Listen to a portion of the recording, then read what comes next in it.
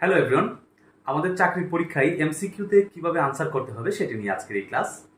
প্রথমেই এমসিকিউতে যদি আসি তাহলে প্রথমে আমাদের প্রশ্নটা ভালোভাবে দেখতে হবে এক পলকে।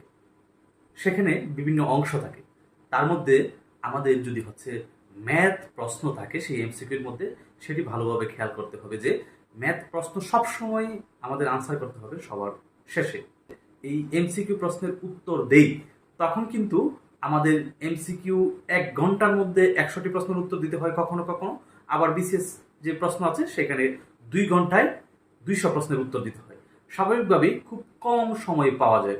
সেই কম সময়ের মধ্যে যেগুলো প্রথম সহজ যেগুলো বিষয় আছে সেই বিষয়গুলো আমরা প্রথমে আগে দাগিয়ে ফেলবো, মানে বরাট বৃত্ত বরাট করে ফেলবো। তারপর যখন আমরা এমসিকিউ প্রশ্নের উত্তর দেওয়া শুরু করি তখন দেখা যাবে সবগুলো প্রশ্নের উত্তর কিন্তু একবারে পারা যায় না।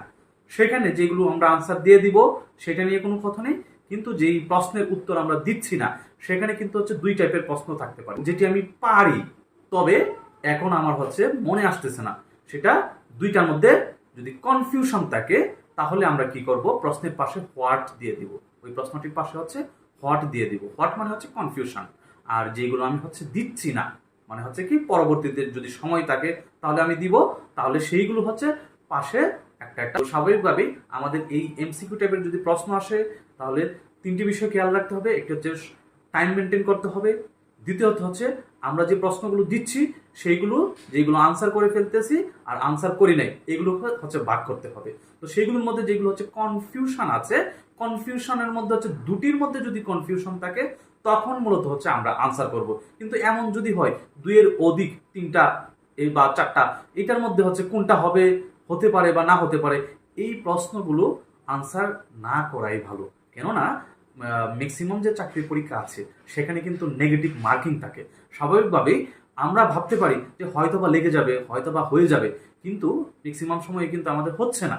3টার মধ্যে কনফিউশন থাকলে আমি বলবো না দেয়াই বেটার। সবশেষ কথা যে এমসিকিউ প্রশ্নের মধ্যে কিছু প্রশ্ন থাকে, তার মধ্যে ম্যাথের প্রশ্ন এবং মেন্টাল অ্যাবিলিটির যে প্রশ্নগুলো আছে, এই প্রশ্নগুলোর মধ্যে কিছু প্রশ্ন থাকে যেগুলো কিনা সময় লাগে বেশি। সেগুলোর মধ্যে তুমি এমনও হতে পারে যে এই প্রশ্নগুলোর উত্তর দিতে পারবে কিন্তু সময় লাগবে বেশি, সেটি 2 মিনিট অথবা 1.5 মিনিট লেগে যেতে পারে। তাহলে এই সমস্ত প্রশ্ন যেগুলো অনেক বেশি সময় লেগে যেতে পারে, এই প্রশ্নগুলো পারা সত্ত্বেও প্রথম দেখাতে তোমাকে স্কিপ করতে হবে। এজন্যই যে এই প্রশ্নগুলো উত্তর দিলে একটা প্রশ্ন যেই সময়টাতে তুমি উত্তর দিবে হয়তোবা অন্য যেই বিষয়গুলো পারা বিষয়